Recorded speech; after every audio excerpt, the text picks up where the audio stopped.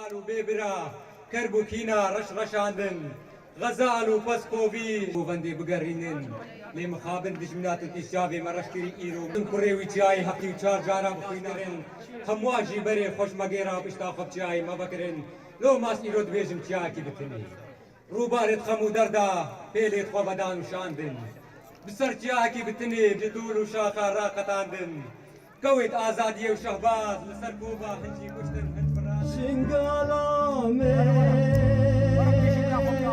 ئەمڕۆ ئەنستیتۆی وەرک بە هاوبەشی ڕێکخراوی CDO لە کەمپی ئاشتی لە عەربەت چالاکێکی ئەنجامدا لەژێر دروشمی جینۆساید تێپەڕی ژیان بەردەوامە. ئێمە مەبەستمان بوو ئەم کار بەم دروشمە بکەین لەبەرەوەی 2 ساڵ تێپەڕی بەسەر جینۆسایدا ئێمە هەر لە دۆخی گریان و لاوانەوەیین. ئێمە پێویستە بۆ کەیسی ئێزیدیەکان کەیسی کوشتاری ئێزیدیەکان و بە جینۆساید ناساندنیان لە جیهانە پێویستمان بە هەنگاوی باشتر و هەنگاوی فراوانتر هەیە.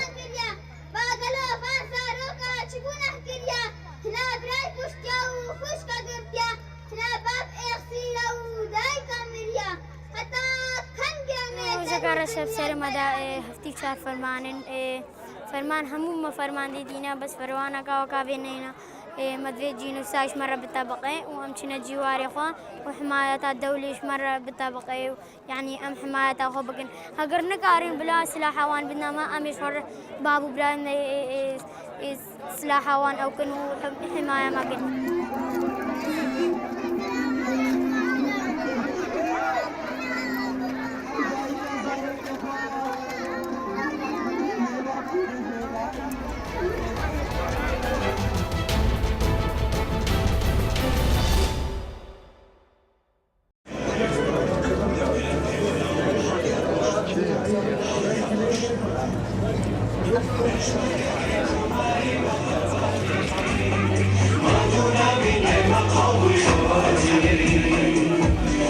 گرنگ ئەوە نییە کە ئەم قوتابیانە کۆلێژی پزیشکی یاخود ئەندازیاریان بەدەستێناوە.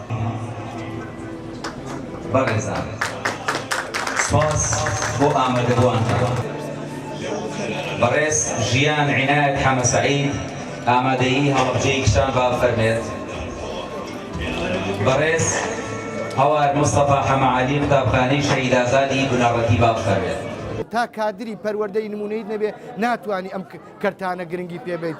پیشەیەکان بەشێکن پایەکن لەو پێشکەوتنە و مێدەوارم جەنابی وەزیر و لایەنی مەعنی گرنگی بە خوێندنی پیشەیی بات پرۆگرام بگۆڕێت مەواد و پێداویستی و ئەجیزاتین بۆ بکڕێت بودجەیان بۆ تەخسیسکات تا بتوانین لەو ڕێگەیەوە کادرێ دروستکەین نەوەیەک دروستکەین خزمەتێکی باشیە وڵاتە بکە چکە ئێمە هەنگاو بەرەو سەربەخۆیی کوردستان ئەنێن بدەم بەگەی ئێوەی خۆشەویستە.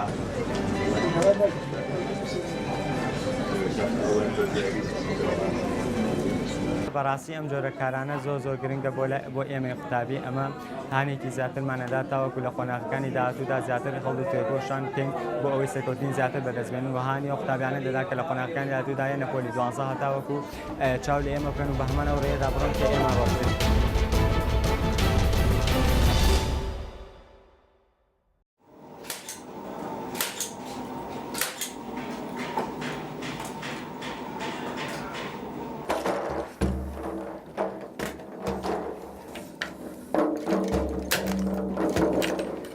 لأن وتوسية دف دروسية كموا تقريبا 23 سالة.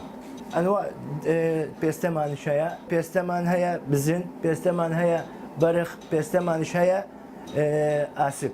أما كبا كردم ببويتوا وكما درجته وبومن.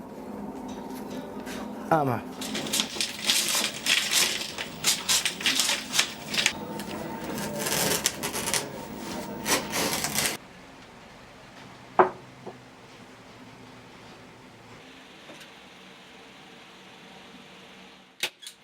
أما حاليا بيستي بزنة دروسية كنوا بيستش أنواعي هي بيستي هي عمري ششمانجي هي حوتمانجي هي أما أنا جوان درجته ودنجا كاني زول جوان درجته